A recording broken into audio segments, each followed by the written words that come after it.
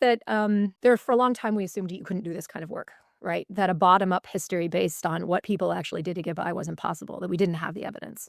We were stuck with Cicero and Co. And you couldn't dig under those levels to actually find ordinary people. Archaeologists have obviously done the most to show that this isn't true and that there's an enormous body of the sort of material residues of ordinary people and their economics. You're never going to be able to dig them up. And this, of course, was wrong at every turn. And in part, I should say, it's wrong because, and this is another argument of the book, the Romans from top to bottom are incredible consumers. Per capita consumption is so much higher in this world than we have assumed because they are such enormous consumers, not only of food, but of stuff.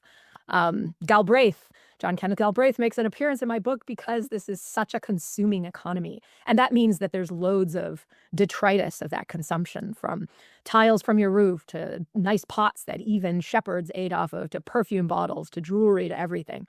So that's a lot of the data that animates the book, but there's so much more. So look, if the last 20 years are any indication, the biggest change will be the massive amounts of new data. And some of that is archaeological, but a lot of it is textual, particularly from papyri. As more and more papyri are digitized, now there are these wonderful data sets that anybody can access online. Both material data and textual data will increase in quantity.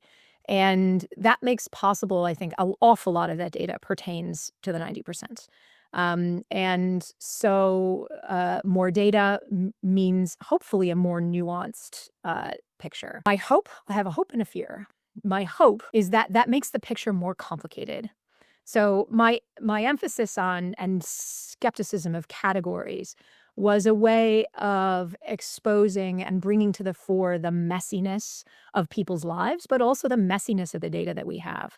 And if the study of the ancient world is anything, it is a laboratory for asking, what do we mean by data? Economists and economic historians of more modern periods, they sometimes feel like they can take that for granted.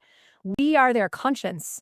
We remind them, what do you mean by your data? Where does it come from? What are its limits? What was it generated to do? Versus what are you asking it to do? We have to ask these questions all the time.